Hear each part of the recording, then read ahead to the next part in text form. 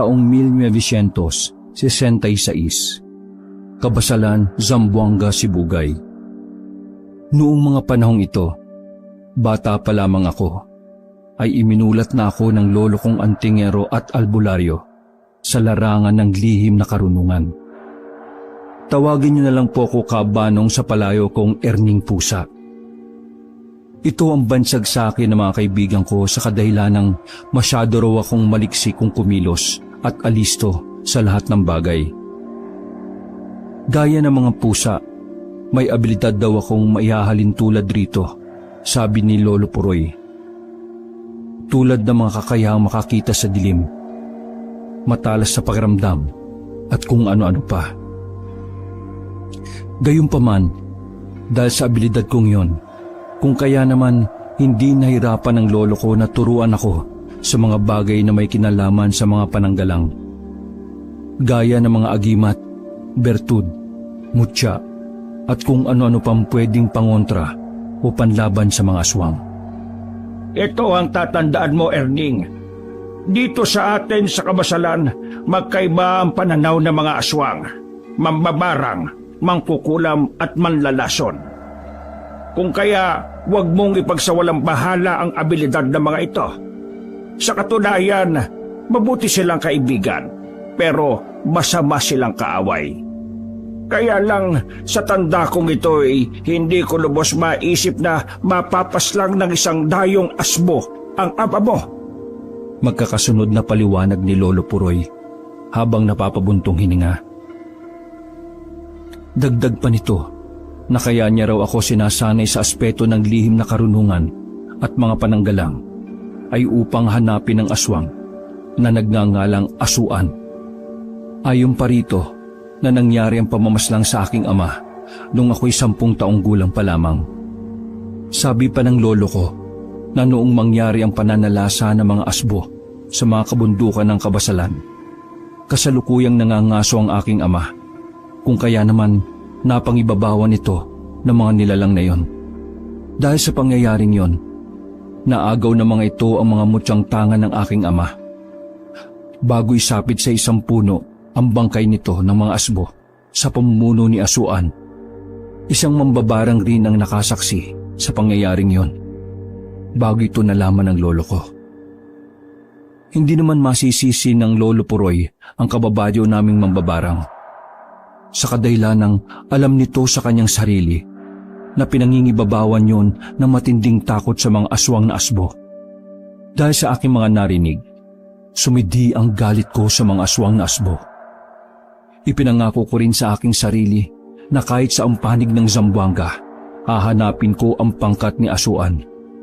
Sa pagdaan pa ng mga araw, mas lalo pa akong nagpalawak ng aking kaalaman sa iba't ibang klase ng usal panlaban sa mga aswang.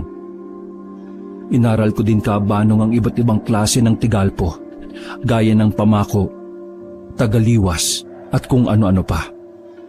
Tama nga yan, iho. Magpalakas ka ng husto para kung sakaling dumating ang araw na makaharap kayo ni Asuan, 100% may laban ka rito. Gustuin ko mang samahan ka sa paghahanap sa pangkat ng mga demonyong yon. Hindi ko na rin magagawa dala ng aking katandaan. Magkasunod na paliwanag ng lolo ko. Dahil sa mga inilahad nito, inunawa ko na lang ang rason ng lolo ko, na talagang hindi na nito kaya pang maglakbay sa malayuan. Bilang ambag nito sa aking gagawing paglalakbay sa mga susunod na araw, walang kaabog-abog nitong pinalawak ang aking kamalayan sa mundo ng mga antingero at magmumutya.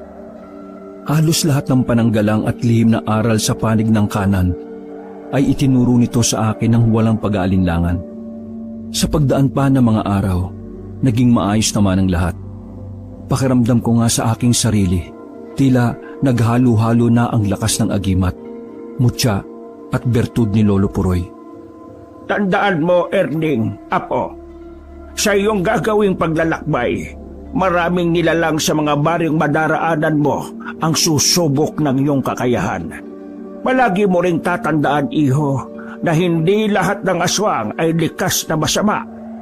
Sa katunayan, ang iba sa kanila ay mas pinili ang tahimik na pamumuhay. Kaya ang may papayo ko lang sa iyo, maging mapagmasid ka sa mga madaraanan mong baryo. Bumalik ka ng buhay sa piling namin ng lola aning mo. Dahil ikaw na lang ang yaman na mayroong kami. Magkakasunod na paliwanag ni Lolo Puroy.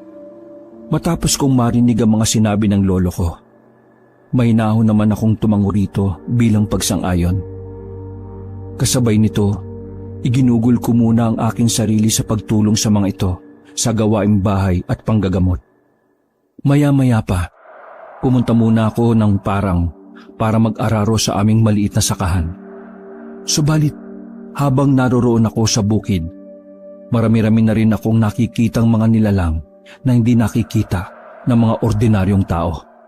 Lalong-lalo na ang mga duwende, laman lupa at mga diwatang nasa anyo ng isang ordinaryong tao.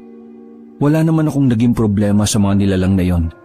At sa katunayan, palihim nga akong nagtatanong sa mga ito tungkol sa mga aswang. Ayon sa mga nilalang na yon, Kabanong, hindi raw sila gaanong nakikipag-ugnayan sa iba't ibang klase ng mga aswang, lalong-lalo na sa mga asbo. Kung may mga uri daw ng aswang ang makakatulong sa akin, yun daw ay walang iba kundi ang mga sarot. Isa raw itong uri ng aswang na hindi kumakain ng karne ng tao.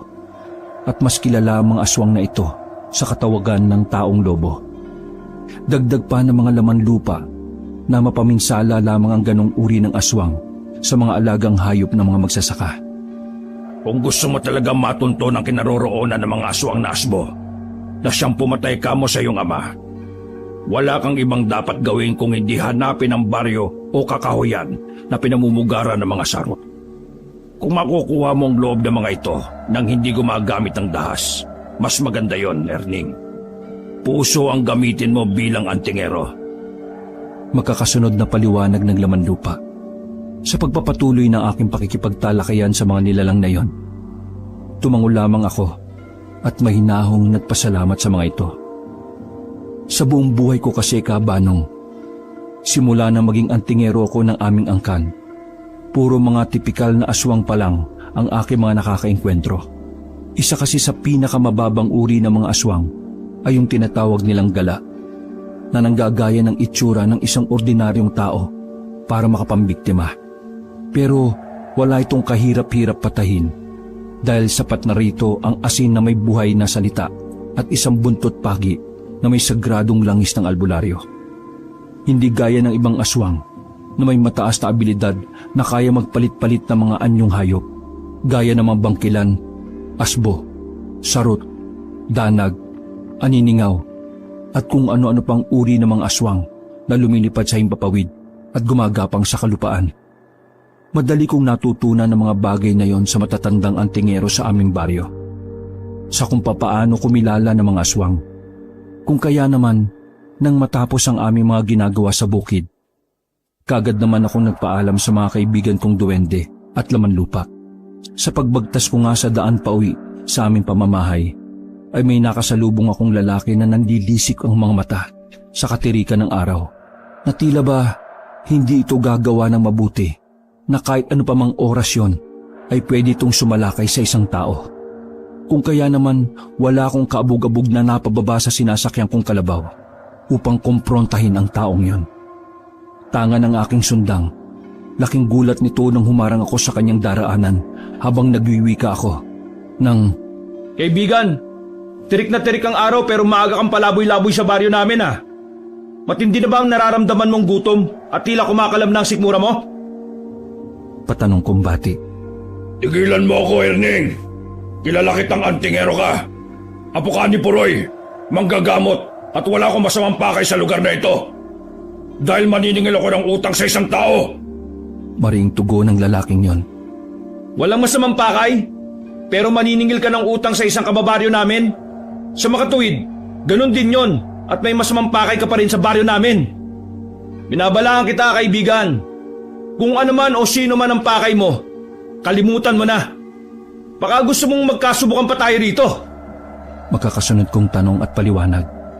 Maya-maya pa, bigla naman itong napatitig sa akin nang makita nitong humigpit ang hawak ko sa aking sundang. Habang pabulong ako nagpapakawala ng buhay na salita sa hangin, Kung kaya naman, pagalit itong sumagot sa akin ng, Mukhang nakahanda kang itaya ang sarili mong buhay para sa isang tao na hindi mo naman kaano-ano. Aalis ako sa lugar na ito, pero hindi nangangahulugan yan na natatakot ako sa iyo. Yan ang hirap sa inyo mga antingero.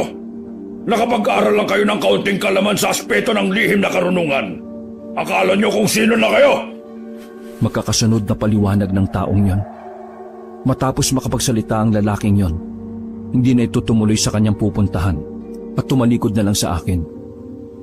Habang naglalakad dito papalayo sa aking kinaroroonan, nakita ko pang napapasulyap yon sa kanyang likuran.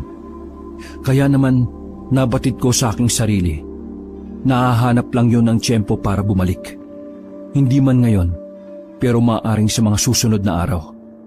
Nang masiguro kong nakalayo na ng husto ang taong iyon, at saka pa lang ako nagpatuloy sa aking paglalakad, hila-hila ang aking kalabaw. Makalipas pa ang ilang minuto, narating ko na ang aming pamamahay at agaran ko ng sinabi kay Lolo Puroy ang aking mga nasilayan sa bukid. Gayon din ang aswang na gala na aking nakasalubong sa daan. Sabay wika nito ng, Kahanga-hanga ang aswang na yung nasa lubong, Erning Apo. Mantakin mong tirik na tirik ang araw nagpapalaboy-laboy ito sa baryo natin. Ibang klase talaga ang aswang ayon. Wala nang pinipiling oras at araw. Lalabas at gagala sila kung anong oras nila naisin. Pero, alam mo Apo, ang mga aswang na yon hindi lalabas sa kanilang pugad ng walang dahilan. magkakasunod na paliwanag ng lolo ko. Matapos kong marinig ang mga paliwanag ni Lolo Puroy, walang sabi-sabi naman akong napaisip sa inilahad ng nilalang na yon nang masalubong ko ito. Inisip ko tuloy na maaring may nakaalitan yon sa aming baryo o dili kaya'y may nakuhang pag-aari nito na gusto niyang bawiin. Gayunpaman, ipinakibit balikat ko na lang ang pakay ng nilalang na yon dahil batid ko sa aking sarili na makikita pa naman kami ng aswang na yon sa mga susunod na araw. Makaraan pa ang mga araw habang nagmumuni-muni ako sa aming bakuran. Dahil katatapos ko lang na magtrabaho sa bukid, nang muli ko na namang maalala ang pangkat ni Asuan. Kasabay nito ang pag-alala ng mga elementong laman lupa at duwende tungkol naman sa pangkat ng mga sarot. Kaya naman walang kabog-abog akong nagtanong sa Lolo Puroy kung totoo bang hindi kumakain ng karne ng tao ang mga aswang na yon. Nang marinig naman ng lolo ko ang aking mga katanungan, walang pagdadalawang isip naman itong nagwika sa akin. Totoo ang sinasabi ng mga karangit na lamang lupa, Erning, na hindi mapanganib sa tao ang mga sarot. Sa katunayan, mapanganib lang ang mga ito sa alagang kalabaw, baka at kung ano-ano pang alagang hayop ng mga tao. Madali lang namang kausap ang mga ganong aswang kung mayroong kang pakay sa kanila. Alayan mo lang ang mga ito ng babwira mo makukuha mo na ang impormasyon na kailangan mo. Magkakasunod na paliwanag ng lolo ko. Hindi naglaon kabanong nang maipon sa aking isipan ang mga impormasyon na binigay ng karangit, duwende at ng lolo kong manggagamot. Inihanda ko na ang aking sarili sa gagawin kong paglalakbay. Pero bago yon, kailangan ko munang ayusin ang mga aswang na gala sa aming baryo. Isang araw, ewan ko ba kung ano ang nagtulak sa akin at bigla kong naisip ang mangaso sa paanan ng bundok malapit sa aming baryo. Habang binabagtas ko ang masukal na kakahuyan, nang bigla kong nakarinig ng hiyaw mula sa isang tao na humihingi ng saklolo. Kung kaya naman walang kaabog-abog kong sinundan ang tinig na yon. Hanggang sa masilayan ko ang isang mangangaso na sinasalakay ng isang nilalang. Sa maraang kong paglapit sa mga ito, nakita ko ang nilalang na nasalubong ko kumakailan lang na inaatake si Mang Turing. Kung kaya naman walang pagdadalawang isip ko itong sinaklolohan. Habang dinig na dinig ko ang pagsasalita ng aswang na mga katagang, Inayupa kang matanda ka. Ninakawan mo na kami ng kambing. Bumalik ka ba rito? Para muling mag-umit ang hindi mo naman pinaghirapan? Gigil na sambit ng aswang na yon. Kaya naman laking gulat ng nilalang na yon nang bigla kong sumagot habang akma nitong kikitlan ng buhay si Mang Turing, na siya namang nagpahinto rito habang nagwiwika ako. Teka! Kilala ko yan, kaibigan. Pambihira. Uutasin mo yung tao dahil lang sa isang kambing? Pasigaw kong tanong. Oo, dapat lang utasin ang matandang ito, Erning. Salbahe ang matandang ito. Pati kaming mga aswang na nananahimik ay nilalamangan ng demonyong ito. Mariing tugon ng lalaking yon. Totoo bang sinabi niya, Mang Turing? Na ninakawan niyo sila ng alagang kambing? Diretsahan kong tanong sa pobreng matanda. Pasensya ka na, Erning, iho. Nagipit lamang ako, kaya ako nagawa mga bagay na yon.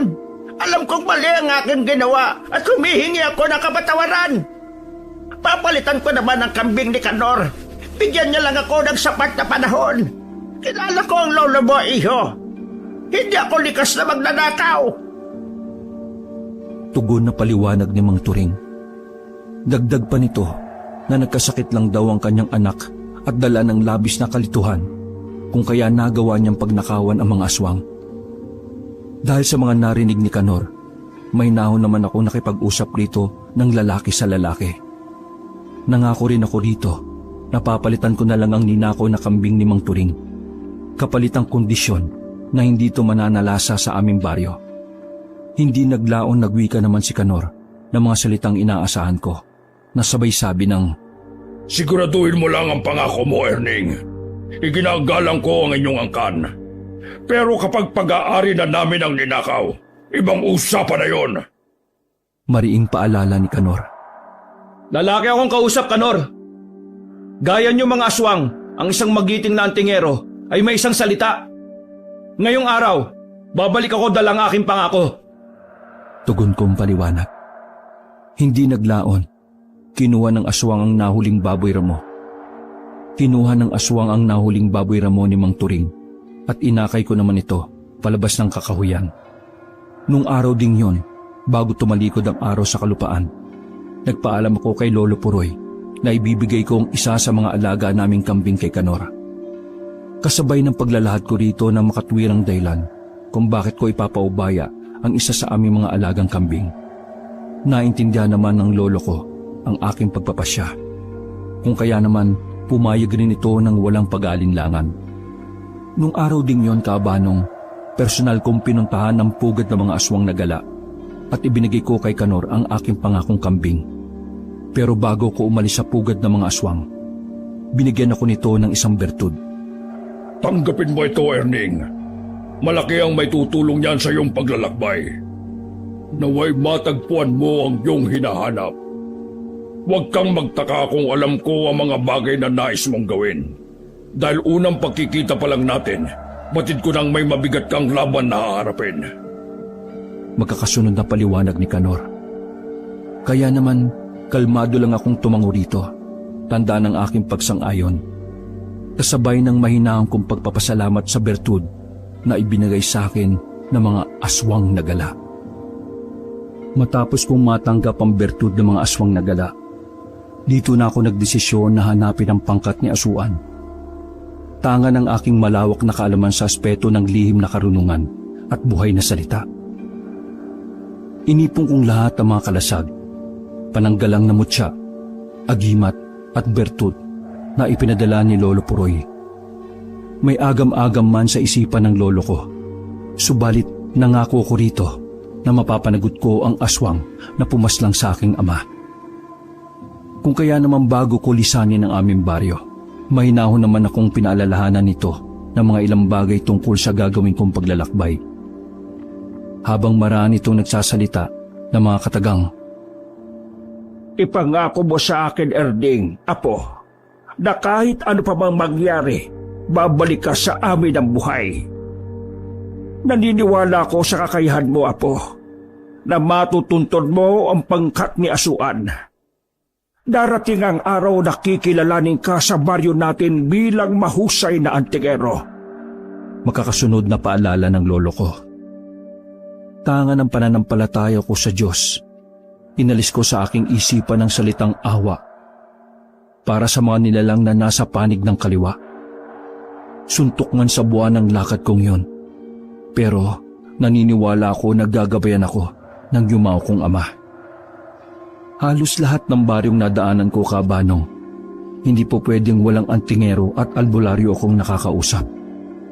Kasabay nito ang pagkalap ko ng mga dagdag na impormasyon tungkol sa bugad ng mga sarot. Sa pagpapatuloy ng aking paglalakbay at pagdapo sa isang liblib na baryo, laking gulat ko naman nang pagtinginan ako ng mga residente roon, na parabang lalamunin ako ng buo mula ulo hanggang paa.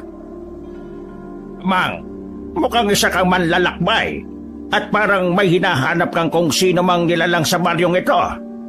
Baka may tutulong ako sa iyo. Huwag ka mag-alala, iho. Walang bayad ang magtanong. Kesa naman paikot-ikot ka sa baryo namin at nakakailang sa mga taga rito ang ganyang estilo mo. Makakasunod na paliwanag at tanong ng lalaking yon. Nang maramdaman ko ang bumabalot na presensya sa matandang humarang sa aking daraanan, at saka ko palang nasiguro na hindi yun isang aswang. Kaya naman mahinahon akong sumagot rito nang walang paligoy-ligoy habang nagsasabi ng, "Manong, hindi naman ho ako masamang tao at wala rin ako masamang pakay sa baryong ito. Ang totoo niyan, may isang pangkat ng mga aswang akong hinahanap. Baka sakaling may maibigay kayong impormasyon para makaalis na ako sa lugar na ito." Makasunod kong tugon at paliwanag. Dahil sa aking mga sinabi, ngumisi lang naman ito sa akin, habang diretsahan akong sinagot nito nang walang pag-aalinlangan. Kasabay ang pagbigas nito ng mga katagang gumulat sa aking kamalayan. Pangkat na mga aswang baka mo. Ikinalulungkot ko, iho. Pero nasa maling baryo ka. Ang baryong dinapuan mo ay pugad ng mga talisman na may malalim na aral sa pagpapanday ng mga agimat at armas. Magkasunod na paliwanag ng matandang yon. Dagdag ba nito na kung aswang ang aking pakay sa kanilang lugar, 100% walang magtatangkang manalasa doon, dahil siguradong titimbuang ang mga ito kapag nalaman ng mga talisman na yon na may namumugad na aswang sa kanilang baryo. Matapos kong marinig ang mga sinabi nito, walang pag-aalinlangan naman akong pinatuloy nito sa kanyang tahanan. Ayon rito, siya daw si Mang Gaspar, ang panday at maglililok ng mga agimat sa anyo ng isang medalyon. Kaya naman aminado rin ako sa aking sarili na nakaramdam ako ng kapanatagan sa piling ng isang panday. Dagdag pa ni Mang Gaspar na handa raw siyang tulungan ako upang makalap ang mga impormasyon na kailangan ko. Subalit, mangyayari lang daw ang mga bagay na yon kung tapatan kong ilalahad rito kung ano ang malalim kong dahilan, kung bakit ko hinahanap ang mga sarot. Kaya naman, wala rin akong pagpipilian kung hindi sumang-ayon sa nais nitong mangyari. Erning, iho, maaari kitang tulungan sa mga impormasyon na kailangan mo. Kung sasabihin mo sa akin ang pakay mo sa mga sarot na aswang. Wikang tanong ni Mang Gaspar. Ang totoo po niyan, Mang Gaspar, napatay ng mga aswang na asbo ang aking ama. Kaya nagre-rebelde akong makahanap ng isang sarot. May mga karangit na rin ako nakausap at aswang na gala na ang mga sarot lang daw ang pwedeng makapagdala sa akin sa taong hinahanap ko. Ilang taon na ang nakakalipas. Magkasunod kong paliwanag. Matapos kong mailahad ang tungkol sa pangkat ni Asuan, ang aswang na nakapatay sa aking ama, kalmado naman itong sumagot sa akin ng mga salitang pumukaw sa aking atensyon habang nagsasabi ito ng, Kung pangkat talaga ng mga asbo ang hinahanap mo, harapan ko nang sasabihin sa iyo na hindi sila madaling hanapin o lapitan dahil sa taglay nitong abilidad bilang dambuhalang aso. Kung malapitan mo man ang mga ito, marapat lang na may bertud ka ng mga aswang na gala upang sa gayoy maitago mo ang iyong tunay na wangis at presensya ng isang antigero. Pero dahil desidido kang managot si Asuan sa pagkamatay ng iyong ama, may pupuntahan tayong baryo na minsan ng pinamugaran ng mga asbo. Makakasunod na paliwanag ni Mang Gaspar. Gayunpaman, bilang pag-iingat sa bertud na ibinigay ni Kanor, walang pagdadalawang isip ko itong inilim sa kausap kong panday at antingero. Sabi kasi ng lolo ko, noong bago ko umalis sa aming baryo. May mga bagay daw na kung minsan ay hindi na kailangan pang sabihin sa mga taong ngayon. Ngayon ko lang nakilala at nakasama. Kaya naman, pinag-ingatan kong mabuti ang bertud ng mga aswang na gala. Habang nasa puder ako ni Mang Gaspar, bahagya akong pinakiramdaman ang galaw ng mga tao sa baryo nito. Sa bawat araw na dumaraan, naging maayos naman ang lahat. Pero lingid sa aking kaalaman, may mga alipin palang aswang ang matandang antingero ang naglilingkod rito ng palihim. Isang gabi, habang nagmumuni-muni ako sa labas ng bahay ng matandang antingero, nang makarinig ako ng kakaibang huni ng ibon sa gabi.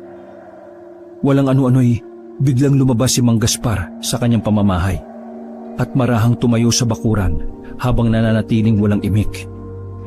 Ilang minuto pa ang nakalipas, nakita ko na lang na may dumapong ibon na kulay itim sa braso nito nang itaas niya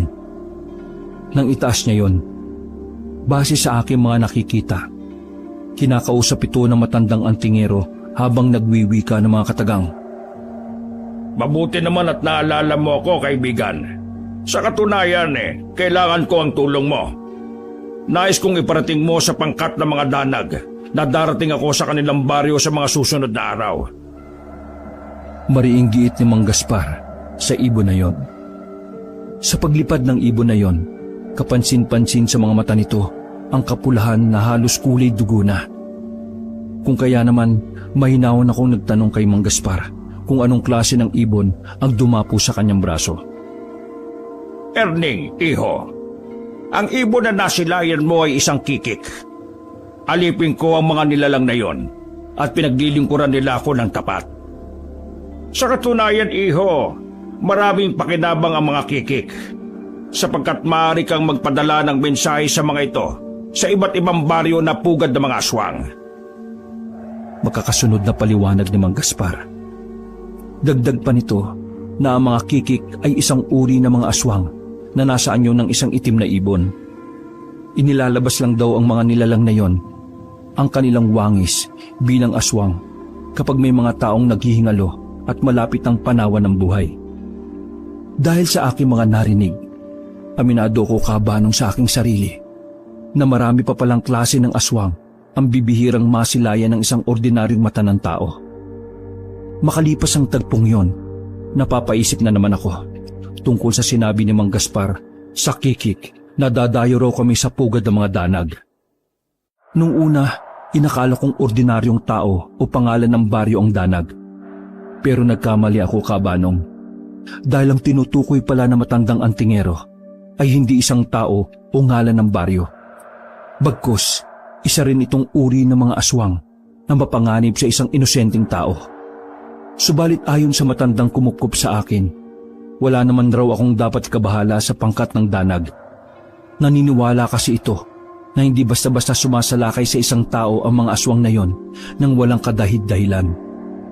Erning, iho, handa ka na bang makita ang iba't ibang klase ng aswang? Sa susunod na araw kasi, nais kong dumapo tayo sa pugad ng mga danag. Alam mo na, baka sakaling may isa sa mga ito ang makapagturo sa kinaroroonan ng mga sarot. Wala namang masama kung magbabaka sakali tayo, hindi ba? Paliwanag ni Mang Gaspar. Nasa inyo po yan, Mang Gaspar. Kilala kayo ng mga aswang na yon at alam niyo po ang kanilang abilidad. Kaya lang, ang iniisip ko po, baka pagdating natin roon magulantang ang mga ito. Siyempre, kapag nagulantang ang mga nilalang na yon, 100% mag-ahamon ng mga ito ng isang duelo. Yan po ang paalala ng lolo puroy ko. Yan po ang paalala ng lolo puroy ko sa akin na ang isang pabor na maaari kong hingin sa isang aswang ay dumadaan muna sa isang duelo. Paliwanag ko. Nang marinig nito ang aking mga sinabi, tumitig lang naman ito sa akin mula ulo hanggang paa. Sabay wika ng mga katagang gumulat sa aking kamalayan. Habang kalmadong sumagot siya ng, Sa tingin ko naman, iho, hindi ka nagpakadalubhasa sa pag-aaral at pagpapalawak ng lihim na karunungan.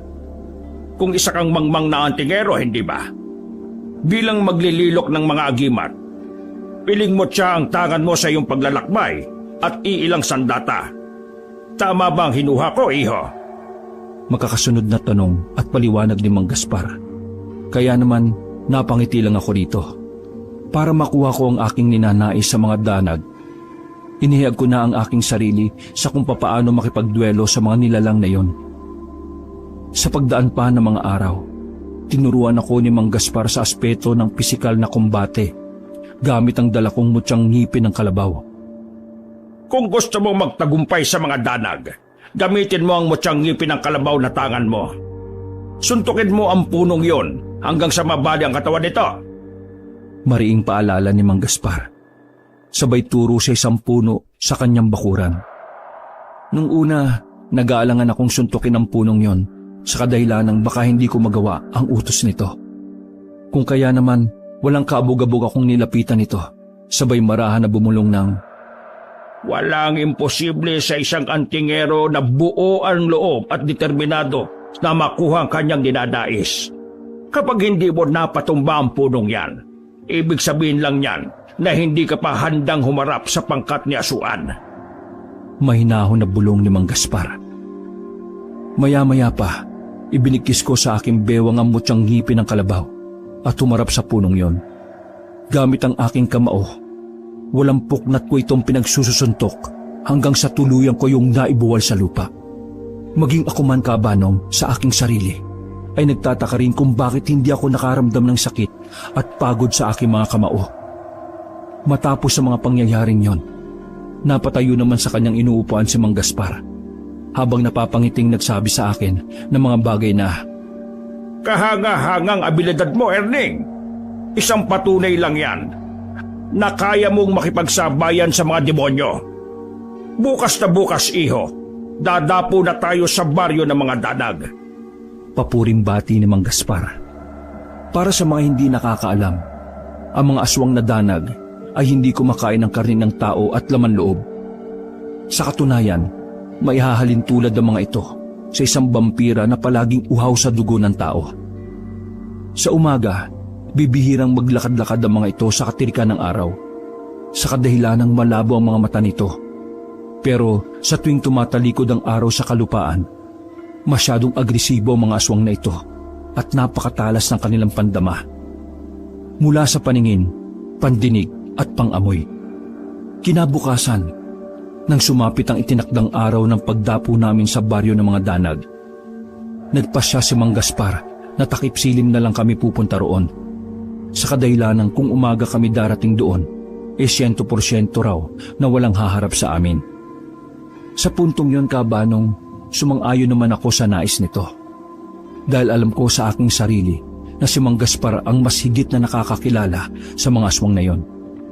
Sa paglipas pa ng mga oras, naghabilin to sa akin na kapag naroon na kami, manatili lang daw akong kalmado at pakiramdaman ang galaw ng mga nilalang na yon.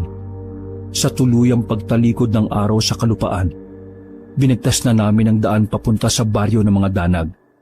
Pagdating namin roon sa bukana ng baryo, pinagtitinginan kagad kami ng mga residente.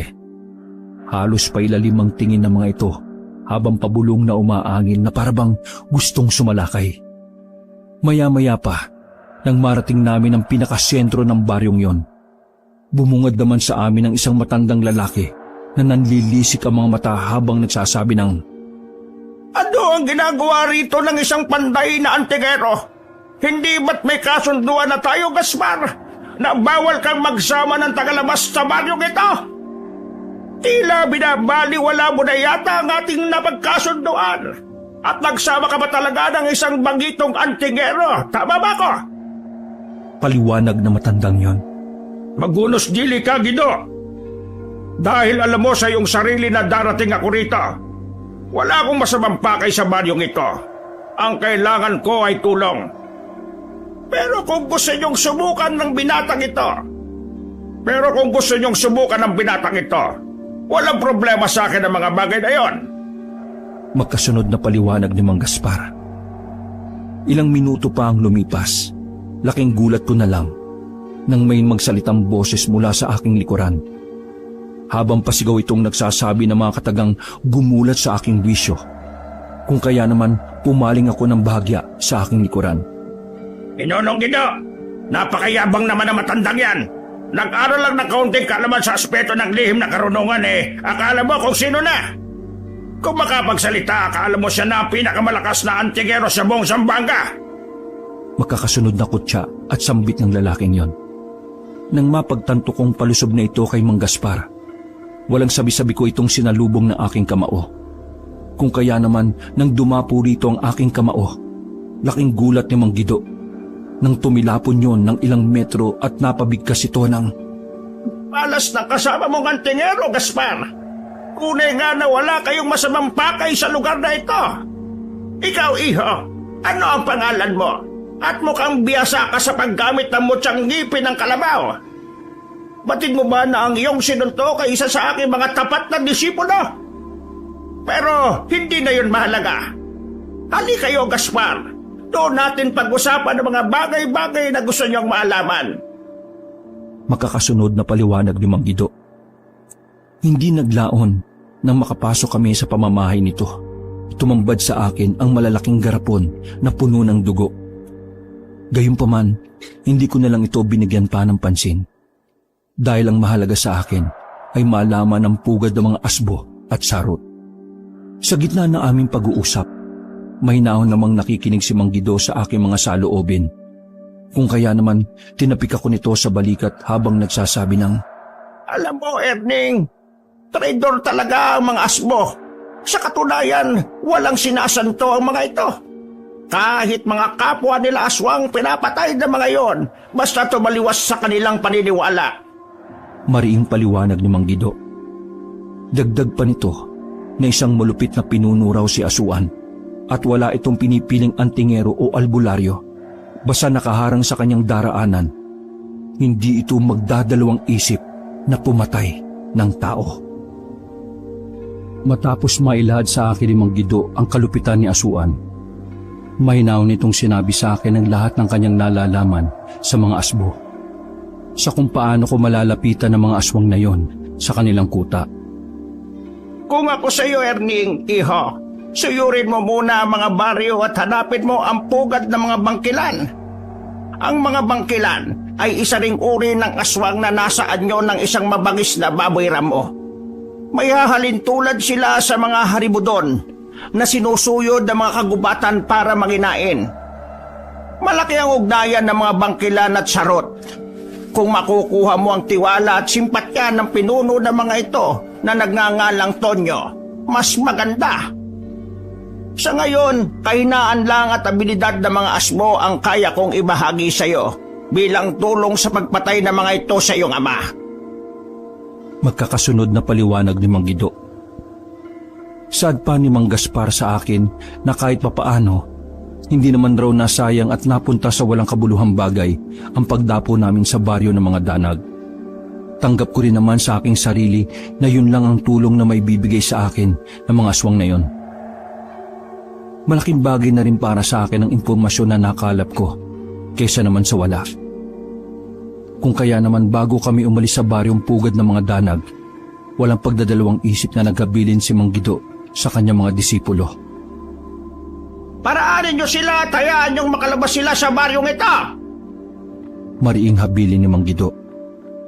Subalit sa kalagitnaan ng aming paglalakad, isang danag ang humarang sa aming daraanan palabas ng baryong yon. Habang gigil na nagwiwika ito ng mga katagang gumulat sa aking kamalayan. Dahil sa ginawa mong pagsapak kay Omeng, nabasag ang panga nito at nabalian ng leeg. Kaya ayon, isa na siyang malamig na bangkay. Mariing giit ng lalaking yon. Umalis ka sa daraanan namin, demonyo ka. Dapat lang yun sa kaibigan mong hangal at mapangahas. Baka gusto mo isunod kita sa kanya. Seryoso kong tugon, sabay titig sa lalaking nasa harapan ko. Nang mapagtanto nitong hindi ako nagbibiro sa aking mga tinuran, marahan naman itong umatras at tumabi sa aming daraanan. Subalit sa pagtapat ko dito, pabulong naman itong nagwika sa aking tenga ng, Magkikita pa tayo sa labas ng baryong ito, dayong antingero, at ipaghihiganti ko ang aking kaibigan na pinatay mo. Mariing banta nito. Kapag natapos ko na ang aking misyon, haharapin kita hinayupa ka. Tugon kong hamon. Nang tuluyan na kami makalabas ni Mang Gaspar sa baryong yon, napansin kong pasado 8:00 na pala ng gabi. Habang napasulyap naman ito sa akin at napapailing sa sinabi ko sa aswang na yon. Ang ako sa iyo katapangan, iho. Tila wala ka ng takot kay kamatayan. Buong buo rin ang determinasyon mong pumatay ng aswang. Papuring sambit ni Mang Gaspar. Habang binabagtas namin ang daan, bigla naman itong napatanong sa akin ng ilang bagay tungkol sa mga bangkilan na sinabi ni Mang Guido. Habang mahinahon itong nagsasabi ng mga katagang hindi ko naman inaasahan, sabay wika ng, Erning, iho, sa paroroonan mo sa kuta ng mga bangkilan, maaring hindi na kita masamahan. Pero huwag ka mag-alala. Pagagabayan kita sa mga alaga kong kikik. Huwag ka mag-alala, iho. Dahil malaki ang may tutulong nila sa iyo. Sila rin ang magiging tagapaghatid ng mensahe sa akin sa mga gagawin mong paglalakbay. Paliwanag ni Mang Gaspar. Sa puntong yon, tumango naman ako rito, tanda ng aking pagsang-ayon. Dagdag pa nito na sapat na raw ang aking kakayahan para pagbayarin ang nilalang na pumaslang sa aking ama. Sa pagdating namin sa pamamahay ni Mang Gaspar, napansin ko sa bubungan nito ang isang pangkat ng mga kikik. Base sa aking mga nakikita, tila may dalang mensahe ang mga ito para sa matandang antingero. Walang sabi-sabi, nang bigla na lang sumipol si Mang Gaspar at kasunod nito ang pagbaba ng mga kikik na yon sa lupa ng bakuran niya. Maya-maya pa, laking gulat ko na lang na magmula sa pagiging ibon, nagpalit anyo ang mga ito bilang mga aswang na nanlilisik ang mga mata. Dahil sa pangyayaring yon, tumitig lang naman ang mga ito sa akin. Nasa bilang ko ay nasa 6 na aswang. Hindi naman nagulat si Mang Gaspar sa ginawang yon ng mga nilalang, gawa ng disipulong alipin niya ang mga ito. Ano ang dala niyong mensahe para sa akin, mga kaibigan? Diretsang tanong ni Mang Gaspar. Subalit, bago sumagot ang isa sa mga ito, napansin na matandang antingero na napasulyap sa akin ng isang aswang, na tila may pag-aalinlangan ang mga nilalang na yun sa akin. Kung kaya naman, biglang nagwika si Mang Gaspar ng mga salitang nagpakalma rito. Huwag kang matakot sa kanya, Rodrigo, dahil kaibigan ko ang binatang yan at hindi siya isang kaaway. Sa katunayan, hindi kayo ang pakay niya. Bagkus, tutulungan natin siya sa kanyang planong pagiganti sa pangkat ng mga asbo. Paliwanag ni Mang Gaspar. Yun nga po ang aming sadya rito sa inyo, Mang Gaspar. Dahil may sigalot na namumuo sa pagitan ng bangkilan at sarot. Lumikas na rin sa isang baryo mga bangkilan at nagtayo ng komunidad sa isang masukal na kakahuyan na sakop ng lugar na iyon. Kung pakay ng iyong panauhin ay ang tribo ng mga sarot, ngayon pa lang sasabihin ko sa inyo na hindi sila madaling malapitan. Paliwanag ni Rodrigo. Dahil sa mga inilahad ng kikik na yon, aminado ko sa aking sarili na nakaramdam ako ng pagkadismaya. Sa puntong yon, bigla akong napaisip kung sino ang aking uunahing puntahan, kung ang mga bangkilan ba o sarot. Erning, iho, huwag kang panghinaan ng loob dahil lang sa mga sinabi ng disipulo kong aswang. Tandaan mo, iho, gaya nating mga tao, walang masama sa isang nilalang na nasa panig ng kaliwa ang magsabi ng katotohanan. Higit sa lahat, kung ito'y para na rin sa iyong ikabubuti. Isa pa, maigi na rin ang ganito dahil nalaman natin ang mas maaga ang kaganapan sa mundong ginagalawa ng mga aswang. Paliwanag ni Mang Gaspar. Matapos kong marinig ang mga sinabi nito, kalmado naman akong tumango rito bilang pagsang-ayon. Sa puntong yon, matapos mailahad ng mga kikik ang kanilang mensahe sa matandang antingero, walang paligoy-ligoy na bumalik ang mga ito sa kanilang anyo at sabay-sabay nagliparan palayo sa amin.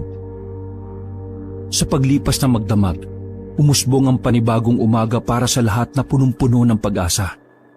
Subalit, ang mga inilahad ng aswang na yon noong nakalipas na gabi ay hindi mawaglit-waglit sa aking isipan. Kung kaya naman, kinausap ko ng masinsinan si Mang Gaspar habang katatapos lang nitong magluto ng aming agahan.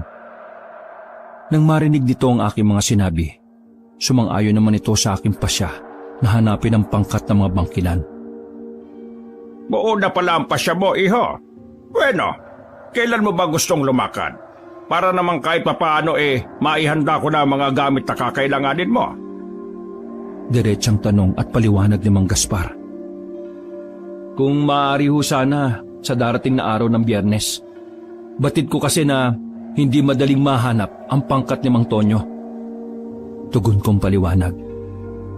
Hindi naglaon nang marinig nito ang araw ng aking paglalakbay. Marahan itong tumayo sa kanyang kinauupuan at pumasok sa kanyang silid. Makalipas pa ang ilang minuto, bitbit na nito ang isang maliit na lumang baul. Habang ako naman ay nanatiling walang imik. Halos wala rin akong kaide-ideya kung ano ang nilalaman ng baul na yon. Kung kaya naman nang ipatong ito sa lamesa na matanda, marahan itong binuksan ng baul sa aking harapan. Walang sabi-sabing inilabas nito ang isang bagay na balot ng telang itim habang dahan-dahan itong binubuklat. Maya-maya pa kabanong, tumambad sa aking harapan ng isang punyal na gawa sa purong tanso na halos may bahid pa ng mga natuyong dugo. Ayon kay Mang Gaspar, isa raw yung mutya ng kampana na nasa anyo ng metal na pinanday niya ng mahabang panahon upang maging punyal. Dagdag pa nito sa akin na ang punyal na yon ang kanyang ginagamit noong kabataan niya sa pagpatay ng mga aswang. Yun rin daw ang dahilan kung bakit kinatatakutan siya ng mga kikit kapag nasa kamay niya ito. Nakikita mo ba ang punyal na ito, Erning? Marami-raming aswang na ang pinatay na ito noong kabataan ko. Gawa ito ng mutya ng kampana. At nasumpungan ko ito nung ako'y nagsilbing sakristan sa isang lumang simbahan sa Bacolod. Ang sino mang aswang natatamaan ng talim nito, 100% maaagnas. Ngayon, ipinagkakatiwala ko ito sa iyo bilang tanda ng ating pagkakaibigan. Huwag ka mag-alala, iho. Dahil sa iyong paroroonan, maraming nilalang sa kakahuyan ang gagabay at tutulong sa iyo. Basta magtiwala ka lang sa iyong sariling kakayahan. Paliwanag ni Mang Gaspar. Makakaasa po kayo na pag-iingatan ko ang punyal na inyong pinanday sa loob ng mahabang panahon. Nagpapasalamat rin ako sa inyo dahil sa dinami-rami ng taong nagtatangan ng lihim na karunungan. Kayo talaga ang nakalaan na tutulong sa akin para sa minimithi kong paghiganti. Magkasunod kong tugon at paliwanag. Dahil sa mga tinuran nito, aminado ako sa aking sarili na naantig ako sa matandang antingero. Bukod kasi sa kinupkup ako nito, hindi ko rin may pagkakaila ang mga kabutihang naitulong nito sa akin simula nung araw na dumating ako sa kanilang baryo.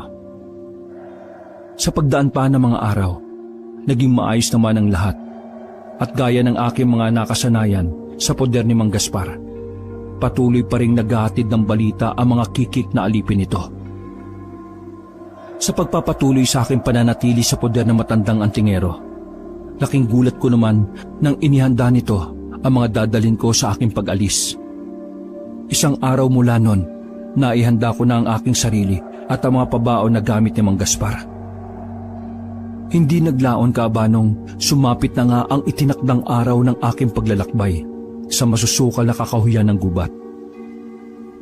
Habang binabagtas ko ang daan, napansin ko na lang sa himpapawid na sinusundan ako ng mga kikik na nagliliparan. Tila naging mata ko na ang mga ibon na yon sa mga hinahanap kong pangkat ng aswang sa bundok. Sa pagpapatuloy ng aking paglalakad, inabot na ako ng gutom sa daan at nakaramdam na rin ako ng pagod.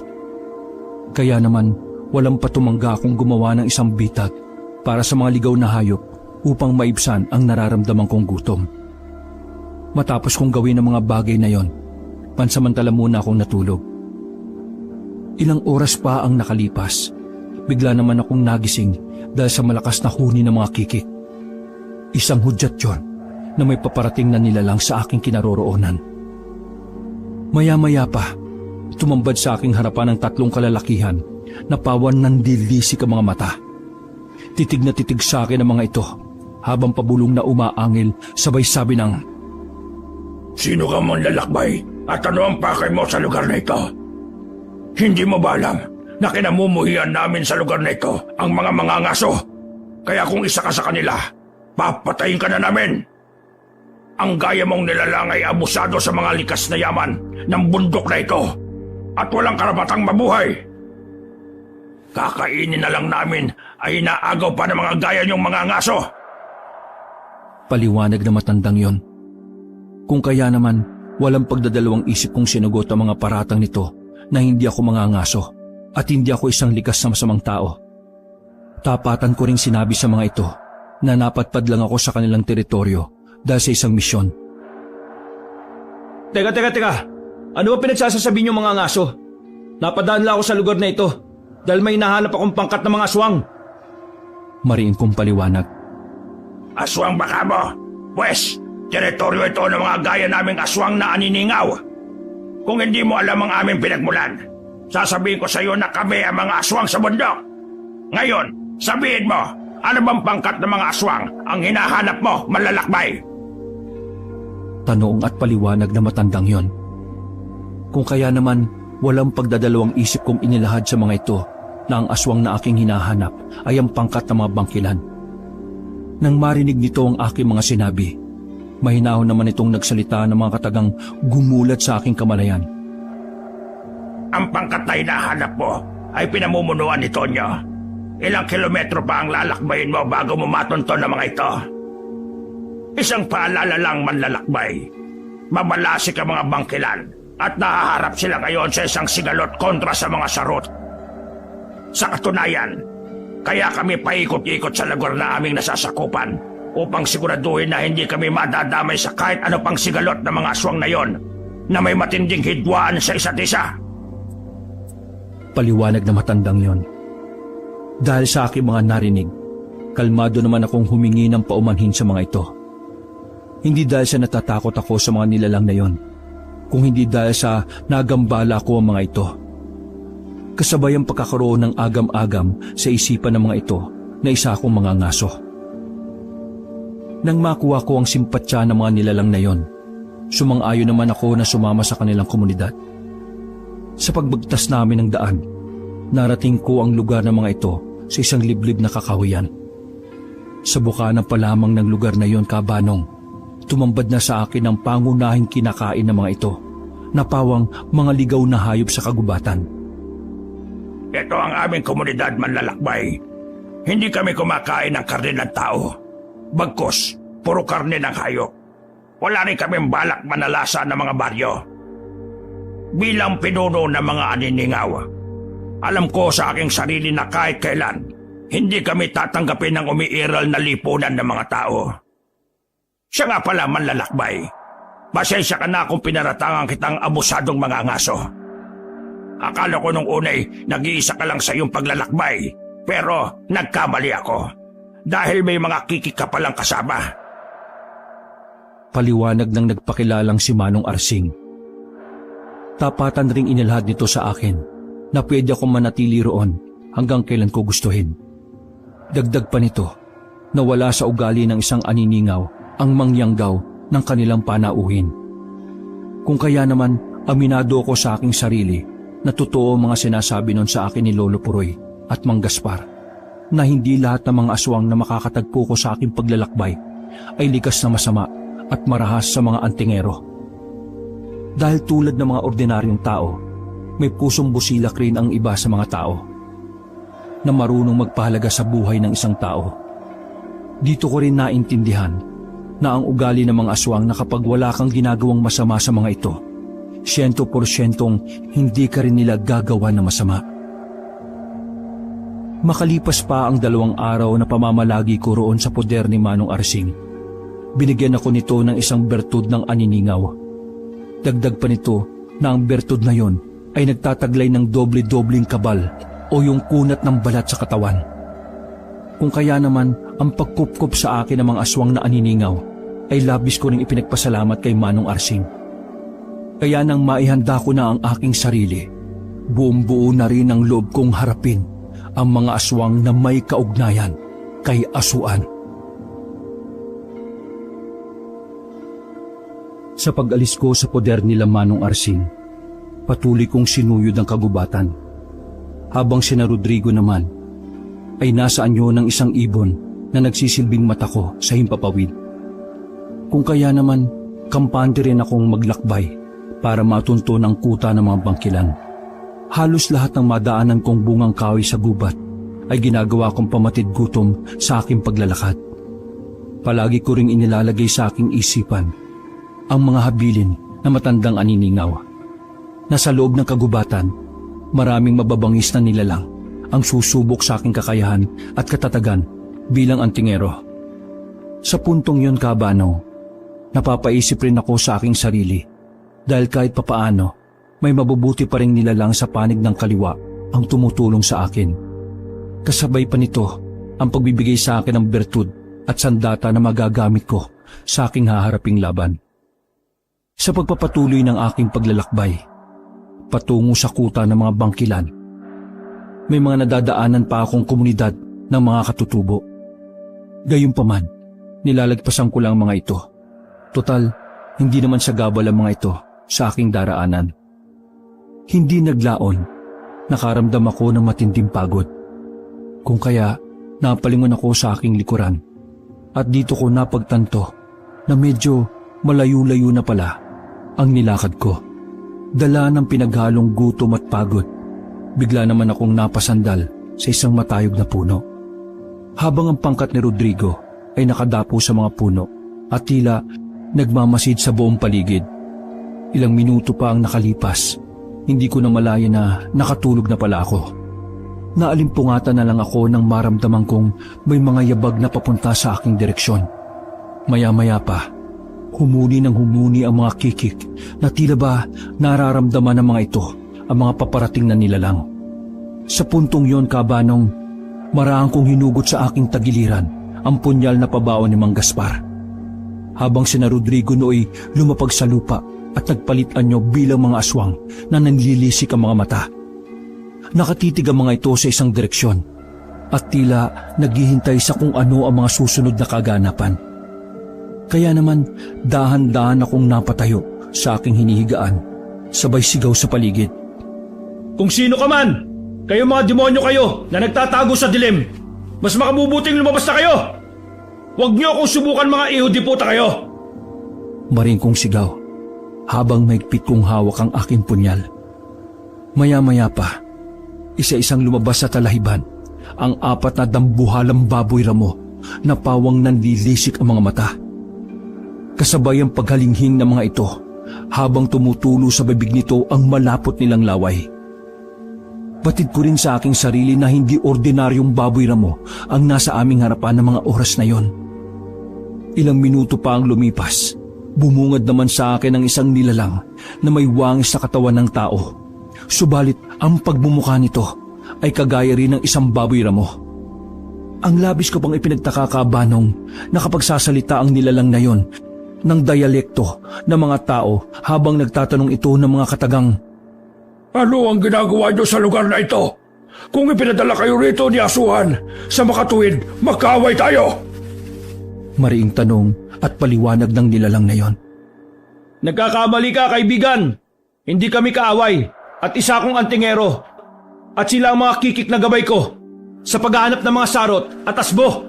Kung hindi ako nagkakamali, nagmula kayo sa pangkat ng mga bangkilan sa ilalim ng pamumuno ni Mang Tonyo. Makakasunod kong tugon at paliwanag. Matapos marinig ng nilalang na yon ang aking mga sinabi, bumalik ang mga kasama nito sa kanilang orihinal na anyong aswang na katawan ng tao. Dagdag pa nito na ang lugar na kinaroroonan namin ay malapit-lapit na sa kanilang kuta. Maya-maya pa, inanyayahan ako ng bangkilan na yon na nagngangalang Makaryo upang makilala ko ng personal ang kanilang pinunong pinagsisilbihan.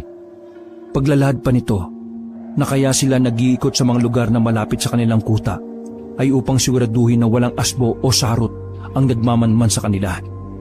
Ayon pa kay Makaryo na kaya sila nag-aklas taliwas sa pamumuno ni Asuan sa kadahilanang ayaw na nilang pumatay ng tao. Kung kaya naman nang gawin nila ang kanilang pag-aaklas dito, pinatay ng mga sarot ang iba nilang kasama. Dagdag pa nito sa akin na binihag rin ng mga yon ng iilan sa kanilang mga kasamahan upang gawing alipin. Kaya naman naghahanap sila ng makakatuwang sa gagawin nilang pagsalakay upang mailigtas ang iilan nilang kasama. Amang-tama ang pagdating nyo, Erning. Dahil may makakasama na kaming antingero at pareho lang ang ating layunin na lipulin ang pangkat ng mga asbo at sarot. Mariing giit ni Macario habang binabagtas namin ang daan. 2 sarot ang sumulpot kung saan at bigla kaming sinalakay ng mga ito. Kapwa naglalaway ang mga yun na parang hayok na pumatay ng antingero at bangkilan. Ano, Macario? Akala mo ba ligtas na ang kutaan yung mga bangkilan? Baka nakakalimutan mong baboy ka na di hamak na mas mataas ang abilidad namin sa inyong matunto ng mga traidor na gaya ninyo. Magkakasunod na sambit ng sarot na yon. Kaya naman nang mapaling sa amin ni Rodrigo ang paningin ng nilalang na yon, pasigaw naman itong nagwika ng mga katagang gumulat sa aking bisyo habang dinuduro-duro kami nito.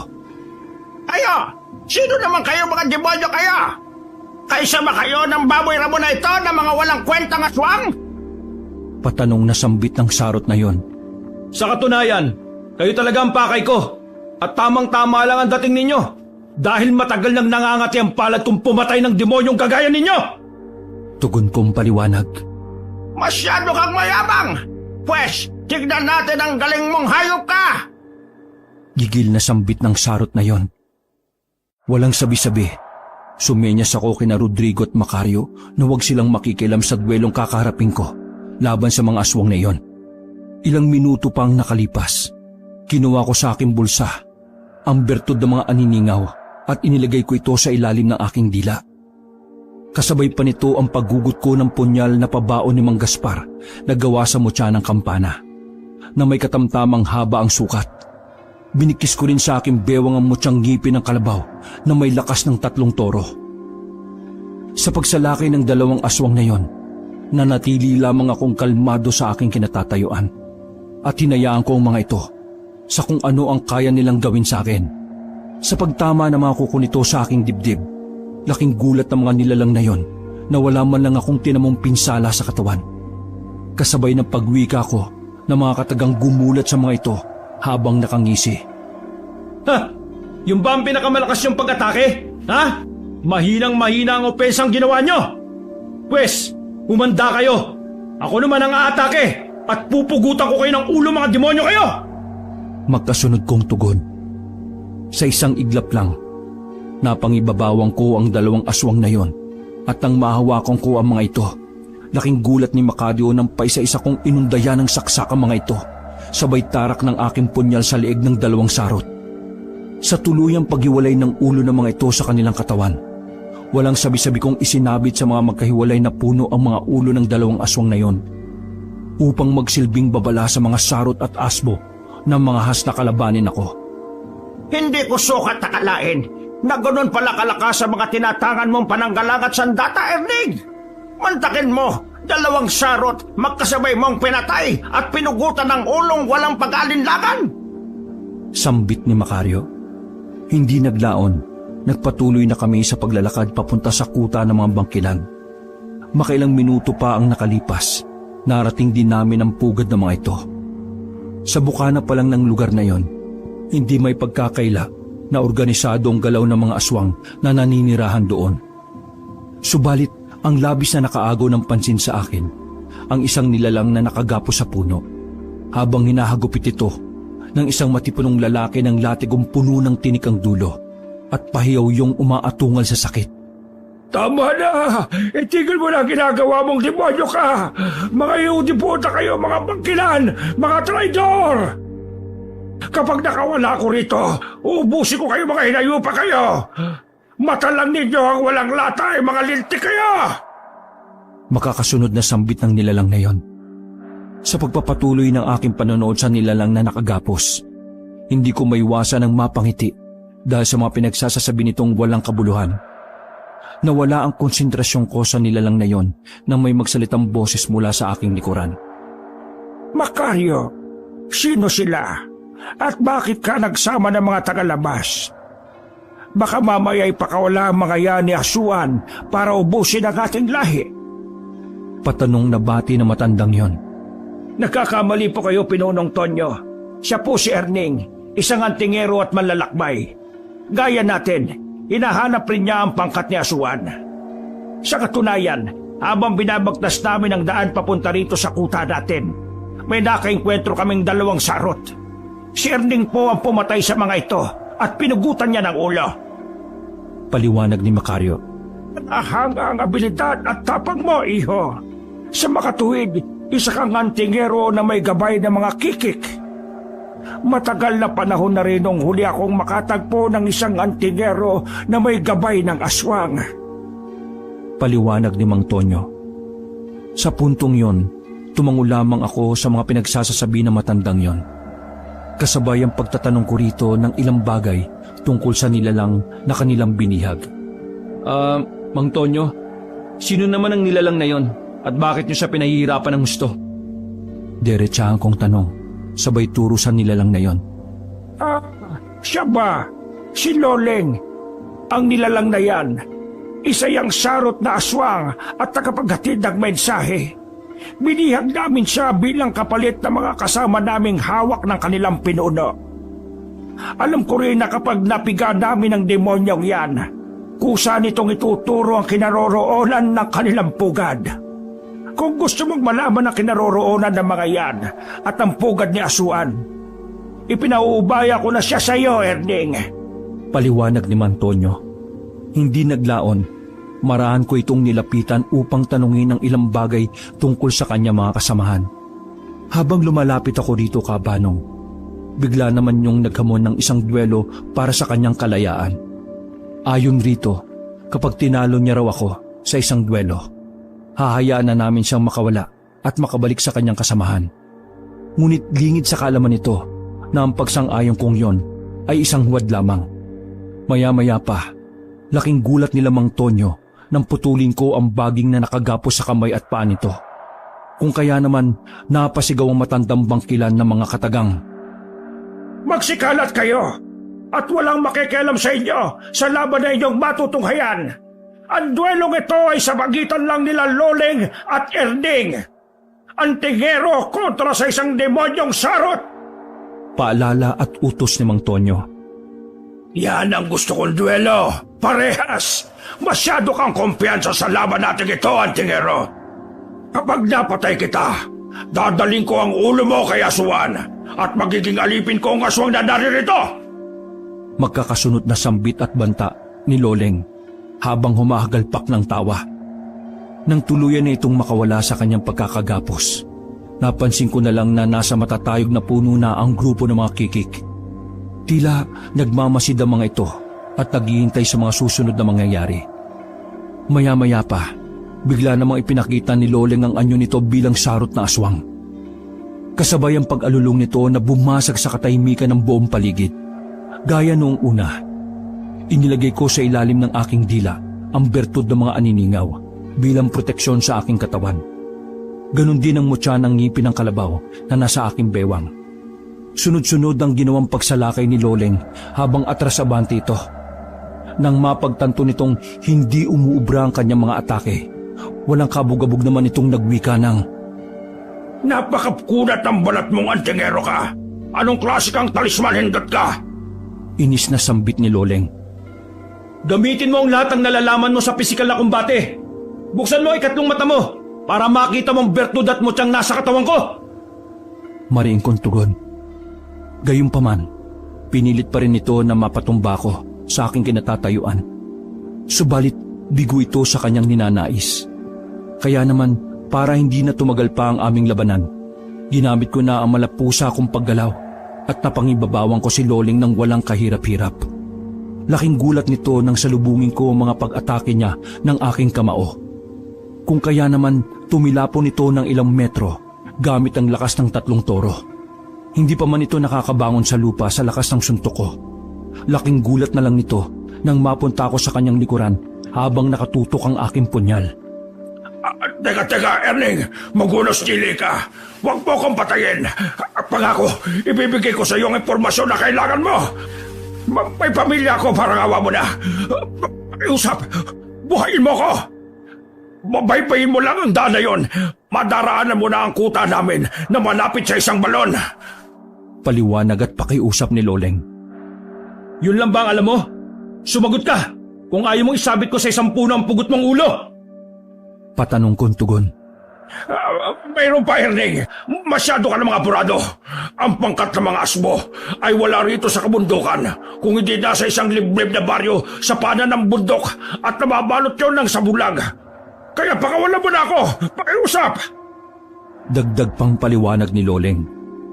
Nang marinig namin ang mga inilahad ni Loleng, bagya naman akong napasuyap kay Mang Tonyo. Sa pagtango nito sa akin, isang hudyat yon ng kamatayan nito. Kung kaya naman napabulong ako dito ng mga katagang hindi nito inaasahan. Salamat sa impormasyon, Loleng. Isa kang magiting na aswang. Pero tanga ka, dahil ipinanganak akong sinungaling. Akala mo ba bubuhayin pa kitang demonyo ka? Pwes, nagkakamali kang hayop ka. Magkakasunod kong sabi, sabay laslas sa liig nito. Hanggang sa humiwalay ang ulo nito sa kanyang katawan. Matapos ang insidenteng yon, inutos ni Mang Tonyo na ilibing ang bangkay ni Loleng at isabit sa puno ang pugot na ulo nito. Yun ay bilang babala sa mga mangangas na pumasok sa kanilang teritoryo. Nung araw ding yon, nagsagawa kami ng isang pagpupulong. Ang kalahati ng mga bangkilan ay sasama sa amin at ang iba ay maiiwan para bantayan ang mga batang aswang. Sa pagtalikod ng araw sa kalupaan, binaybay na namin ang daan papunta sa kuta ng mga sarot na itinuro ni Loleng. Tangan ng aking mga piningmutya at bertud ng iba't ibang klaseng aswang. Kumpiyansa ako na malapit ko nang matunton ang baryong pinamumugaran ni Asuan. Kaya naman nang marating namin ang kuta ng mga sarot, bagya akong nakiramdam sa galaw ng mga ito. Habang dinig na dinig ko ang ingay ng mga tambol. Upang makalapit ako sa mga ito, ginamit ko ang bertud na galing kay Kanor. Aminado rin ako, Kaabanong, na namangha ako sa bertud ng mga aswang na gala. Dahil hindi lang wangis na mga sarot ang kaya kong gayahin, kung hindi pati ang abilidad ng mga ito na maging isang taong lobo. Sa pagpapatuloy ng pakikisalamuha ko sa mga sarot, napansin kong inaamoy-amoy ako ng ilan sa mga ito. Na tila ba pinagdududahan ng aking itsura, kasabay ang pagtatanong ng mga iyon na mga katagang gumulat sa aking bisyo. Tila yata ngayon ka lang namin nakita dito, kaibigan. Sabihin mo, saan lupalop ka nang galing at sino mga ninuno mo? Diretsa ang tanong ng matandang sarot. Galing ako sa liblib na baryo ng Kabasalan at pinsan ko si Loleng. Palusot kong tugon habang kalmado kong nakatingin sa mata ng matandang yon. Si Loleng baka mo? Alam mo bang natagpuan ng isa nating kasama ang pugot na ulo nito na nakasabit sa isang puno?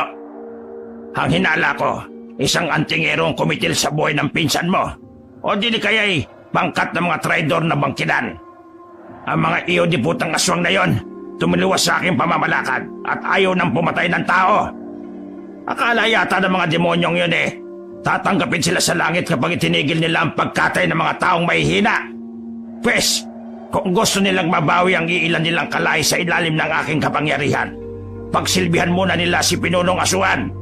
Paliwanag na matandang yon na nagngangalang Aboy.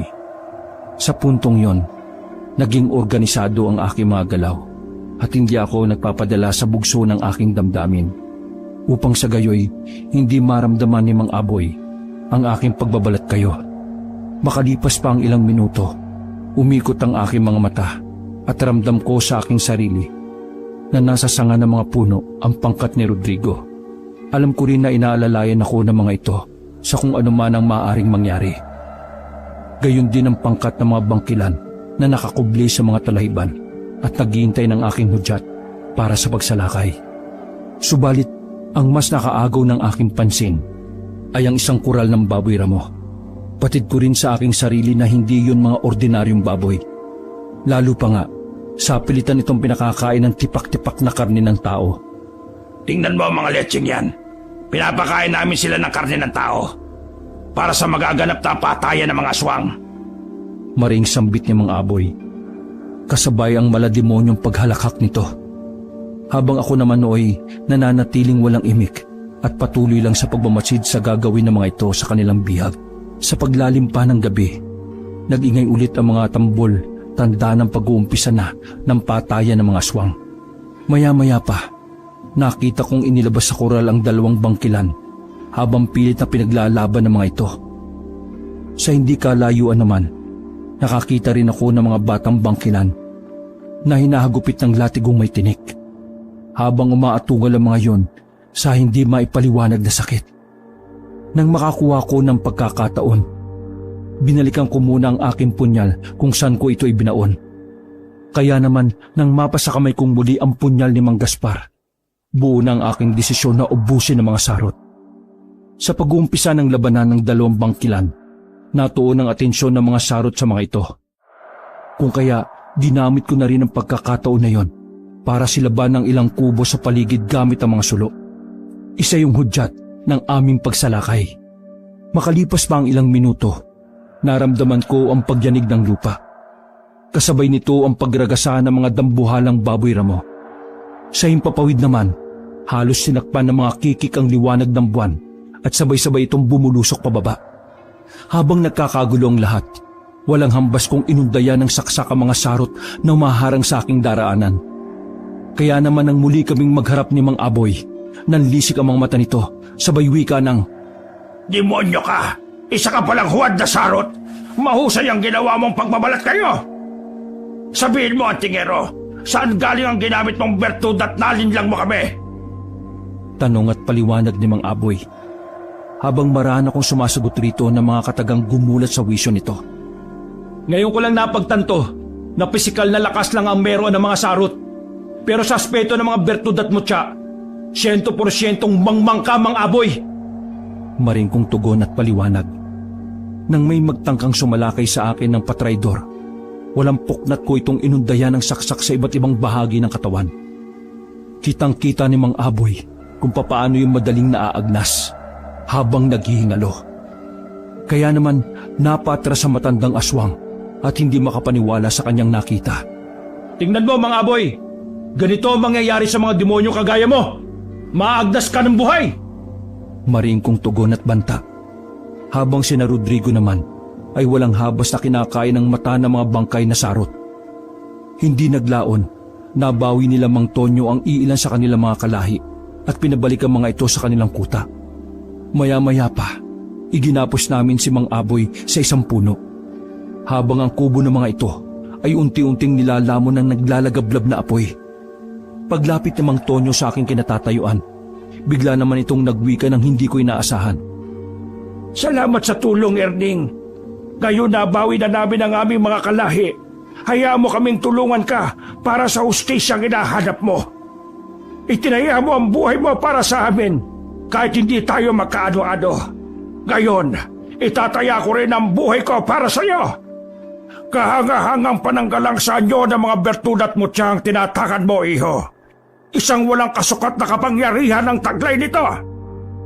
Gayon din ang iyong sandata na gawa sa mutya ng kampana ng isang panday na Antingero. Malayo pang mararating mo, iho, bilang talisman at marami ka pang matutulungan na tao. Paliwanag ni Mang Tonyo. Makalipas pa ang ilang minuto, napagdesisyonan ng mga bangkilan na pagpirapirasuhin ang katawan ni Mang Aboy at dalhin sa liblib na baryo kung saan namumungad si Asuan. Matapos ang insidenteng yon, nagpatuloy na kami sa paglalakad patungo sa isang liblib na baryo. Maaari bang utusan kong isa sa mga kikik na kasama mo, Rodrigo? Kung maaari sana, ipaalam mo kay Mang Gaspar na patungo na tayo kay Asuan. Mariin kong pakiusap. Basta para sa iyong kapanatagan, makakarating ang utos mo, Erning. Ako na mismo ang pupunta roon. Sa pagbabalik ko, makikita mo ang tunay na wangis ni Mang Gaspar. Mariing tugon at paliwanag ni Rodrigo. Sa pag-alis ni Rodrigo, nagpatuloy lang kami sa aming paglalakbay. Hanggang sa matumbok namin ang paanan ng bundok na sinasabi ni Loleng. Sa puntong yon, nagbalat kayong tao ang mga kasama kong aswang habang nagkukubli kami sa mga matataas na talahibhan. Sa hindi kalayuan, inilapag ko ang pirapirasong katawan ni Mang Aboy na nasa malaking bayong, kung saan agaw pansin ito para sa mga aswang na mapapadaan roon. Maya-maya pa, habang nakatuon ang tingin ko sa bayong, nasilayan ko ang isang dambuhalang aso.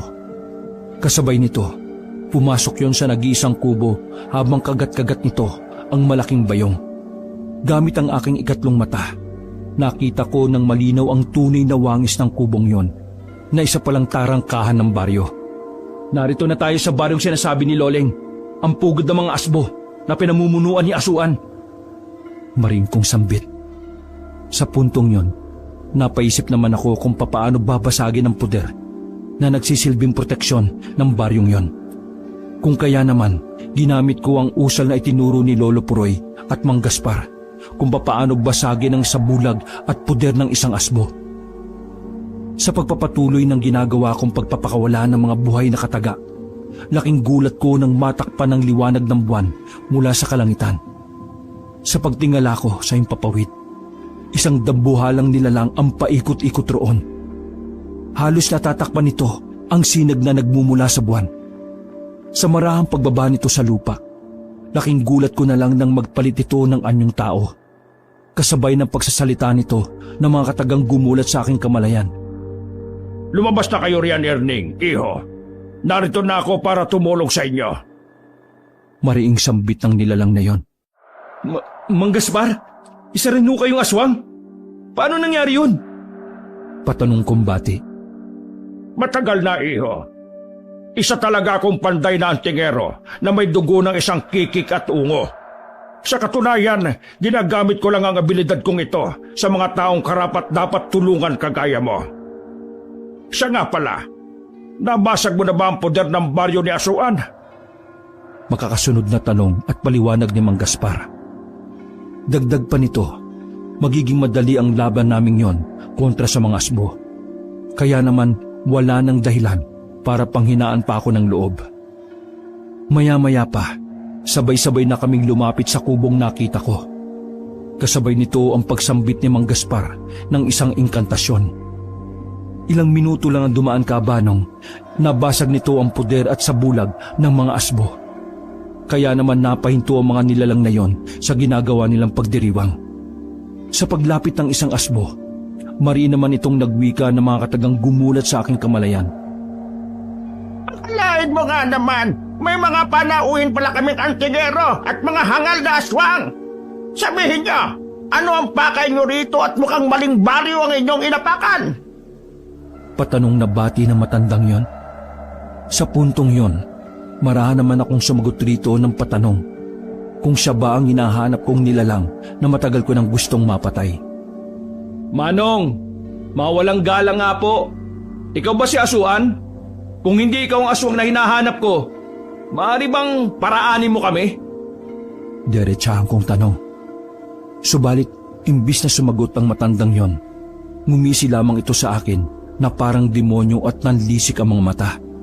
Sabay turo sa isang direksyon at nanatiling nakaharang sa daraanan namin. Kung kaya naman, nang mapansin kong napakuyumang palad nito, alam ko sa aking sarili na aatake yun sa akin. Kaya walang sabi-sabi ko itong binato ng tigalpo. Sa pagsubasob nito sa lupa, napatras naman ang ibang asbo. Kaya naging alisto mga kasama kong aswang. Magaling ang ginawa mo kay Kaambo, antingero. Pero hindi ako nasisindak sa mga usal mong walang kwenta. Ako nga pala si Asuan, ang hinahanap mo. Pero nakakalungkot lang dahil nasa maling baryo ka, antingero. At dito na kayo mamamatay, mga iho di puta kayong lahat. Ang lupang inaapakan nyo ay teritoryo ko. Patayin silang lahat at wala kayong ititirang buhay kahit sino sa mga yan. Makakasunod na sambit at utos ni Asuan. Sa isang kisap mata lang, nagkagulo ang lahat ng aswang laban sa aswang. Bangkilan at kikik kontra sa mga asbo. Kahit saang lupalop ako mapatingin, walang puknat na nakikipagpatayan ng mga kasama kong aswang. Gamit ang aking mga pananggalang, walang habas kaming nagsagupaan ni Asuan. Kasabay nun, ipinaalala ko rito ang antingerong pinatay niya sa kabundukan ng Kabasalan. May isang dekada na ang nakakalipas. Akala ko isang matandang hukluban na makakaharap ko sa duelo. Pero nagkamali ako dahil ang Asuan na kaharap ko ngayon ay isang matipunong binata. Mariing kong paliwanag. Marami ang namamatay sa maling akala, antingero. Gaya ng ama mong pinatay ko. Sayang, magaling sanang talisman, pero mangmang sa ibang bagay. Salamat sa iyong ama dahil napanatili ko ang aking kabataan dahil sa tinatangan niyang bertud na puyo ng dagat. Makakasunod na paliwanag at pangungutya ni Asuan. Tandaan mo, Asuan, sa isang taong nagiganti, wala itong pinipiling lugar. Basta kung saan tayo mag-abot, doon kita ibubuwal. Kukunin ko rin sa katawan mo ang bertud na ninakaw mo sa aking ama. Dahil pag-aari yan ng aming angkan. Dugot pawis ang pinuhunan ng mga ninuno ko dyan. Tugon ko at banta. Gayunpaman, gumisi lang naman si Asuan, kasabay ng sunod-sunod nitong pagsalakay. Makalipas pa ang ilang minuto, pinagsama-sama ko sa aking katawan ang bertud ng aniningaw, aswang na gala at mutyang ngipin ng kalabaw. Nang mapagtanto ni Asuan na dihado na siya sa laban, nagtangka na itong tumakas.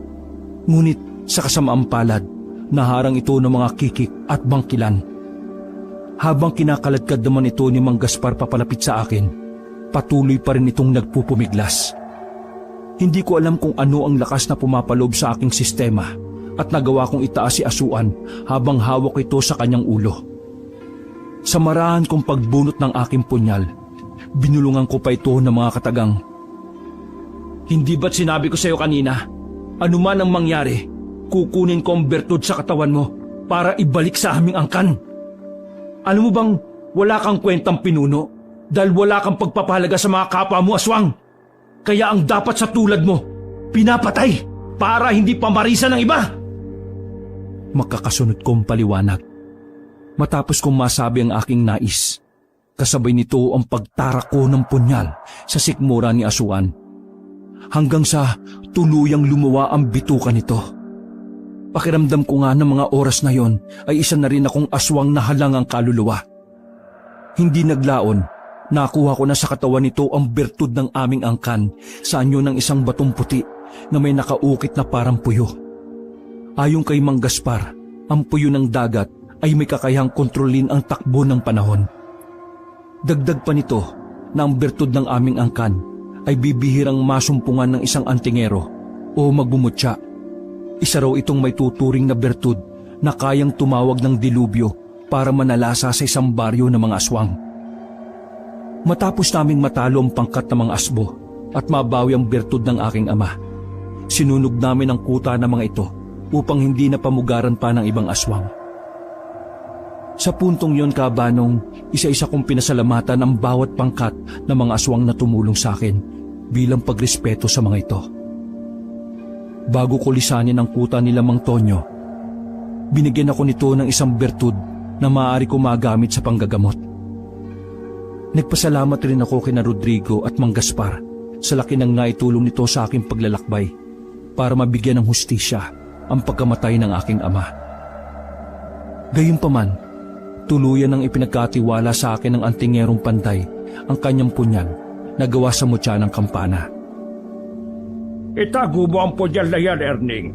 Magagamit mo pa yan sa mga susunod mong pakikipaglaban. Palagi kang mag-iingat, iho. Kung may problema ka, huwag kang mag-atubiling lumapit. Bukas ang pamamahay ko para sa mga gaya mong antingero na may busilak na puso. Paliwanag ni Mang Gaspar. Sa pagbagtas ko ng daan pabalik sa aming baryo, dinaanan ko pa rin ang mga aniningaw. Gaya ng aking inaasahan, kusang ipinagkatiwala ni Manong Arsing sa akin ang bertud ng kanilang angkan. Sa mahaba-haba kong paglalakbay, narating ko rin ang aming baryo. Aminado rin ako sa aking sarili na malaki ang ipinagbago ng itsura ko, dala ng aking mahabang paglalakbay. Salamat naman sa Diyos, Erning, Apo, at ibinalikan niya ng buhay sa amin. Hindi na kita tatanungin sa ginawa mong paglalakbay dahil kita naman sa itsura mo na marami kang natutunan. Patanong na bati ni Lolo Puroy. Matapos itong makapagsalita sa akin, ibinigay ko rito ang bertud na puyo ng dagat na ninakaw ni Asuan sa aking ama, na nagsilbing mitya ng buhay nito. Kung kaya naman nang makita yun ng lolo ko, ngumiti lang naman ito. Alam niya sa kanyang sarili na nagtagumpay ako sa aking paglalakbay at nabigyan ko pa ng katarungan ang pagkamatay ng aking ama. Pero habang nabubuhay ako, Kabanong, Hinding-hindi ko makakalimutan ang mga salitang binitiwan ni Asuan sa akin na, nasa maling baryo ka. Wakas. Taong 1966,